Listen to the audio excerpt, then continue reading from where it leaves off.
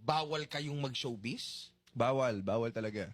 Paano tayo napunta dito? Ba't kita Hindi kausap ko nga alam kung ano nangyari. Naging rebel ako eh. Nung high school kasi, nag-start kasi ni Ninong Rai, ano pa lang ako, influencer. Yung parang nagpo-post na ako ng pictures ko na nakasmile lang, papogi-pogi lang. Ngayon, Instagram syempre, ba to? nag-cringe ako sa Instagram. Yung mga hindi pa ginagamit yung, actually, hindi pa ginagamit masyado yung word na influencer ng time na yun eh. Kailan lang yan eh? Ito 2015 eh. Or 2015 ako nag-start mag-post eh. Bagong-bago pa Instagram, no? Diba? Pagiging influencer na yun, nung high school yun. So, people would ask me, bakit ba? Do you think you see yourself in showbiz? Ako, di ko talaga alam kasi yung gusto kong gawin lang is itry ang lahat ng bagay. So, nag-gap year ako after high school. Yung gap year, parang yun yung year na itatry mo muna lahat. Mag-intern ka dito, mag-abroad ka muna dito, or sasali ka sa trabaho dito para lang makita mo kung ano ba yung gusto mong gawin. Tama. Kasi lahat ng siblings ko sa abroad sila nagtrabaho. Sa abroad sila nag-school, nag-college. Ako lang yung hindi. After ng high school, nag-try ako mag-workshops. Tapos sabi ko sa sarili ko, itatry ko lang to para lang may experience ko. Pero hindi with the intent na, Ito yung maging career ko. Walang ganon. Gusto mo Siyempre, na i-try. gusto ko. Oo. As in, interested ako. oo. Pero di ko rin naman alam kung mabibigyan ba ako ng project. Kasi ayaw nga ng parents ko, hindi nga nila ginamit yung, sabi nila sa akin, kung papasok ka dyan, ikaw ang gagawa ng paraan, hindi kami. Kasi gusto mo yan eh.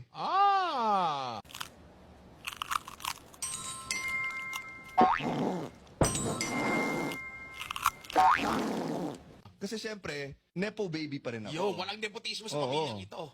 Nepo Hindi baby papayag. in a sense na nanay ko si Maricel, tatay ko si Anthony. But I also am very privileged to have grown up in their household kasi they taught us that we can also be our own people. Yeah. So, ayun.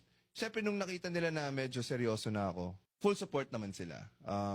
Nung naging VJ na ako sa Mix, yun yung 2016, yun yung time na naging parang komportable na ako sa camera, yung alam ko na yung feeling nasa set tayo, yung may kasama akong crew, may kasama akong cast, yung ganun.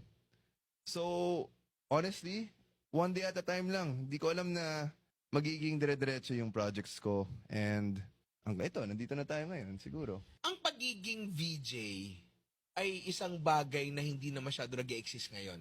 Hindi na siya siguro katulad ng dati. Katulad ng dati, oo. Lahat naman tayo nanood ng mga... Mix, Oo, MTV, diba? ganun. Alam mo, ilang beses akong na-late dahil sa Mix kasi gusto kong malaman kung sino yung nag-top 1. Sa Mix Daily Top 10 International Edition. Huwag mo and Pinoy sabihin, Edition. hindi ka na-late kasi gusto mong malaman kung sino talaga yung nag-top 1 tapos yung pa rin pala. 'Di ba? Ano pa rin, the day you said good night pa rin ang hail. 'Di ba? Ang pag-VJ, kailangan ba niyan musically inclined ka? Not necessarily. Hindi. VJ Luis, Oo. VJ Hart, Oo. ako naging VJ. Ano yan eh, parang mag-host ka ng show. Ikaw yeah. yung mag-introduce ng music.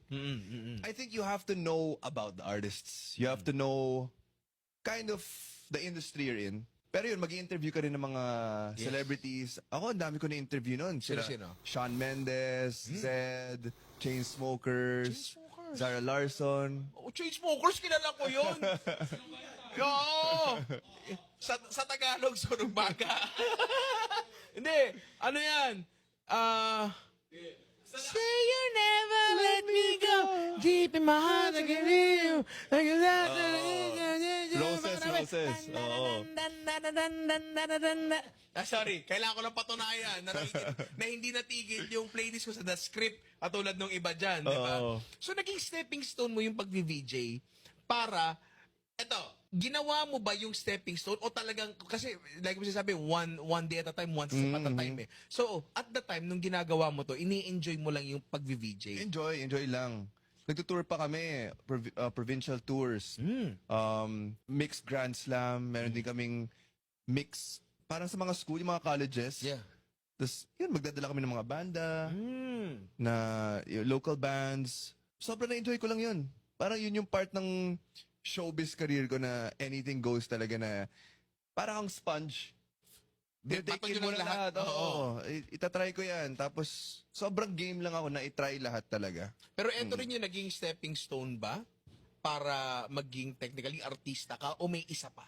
Marami naman naging stepping stone. I wouldn't say it's just one. But, you know, one of the biggest things na nangyari was of course yung He's Into Her. Nangyari yun kasi during the pandemic. So, nung pinalabas yun, lahat kasi ng tao nasa bahay.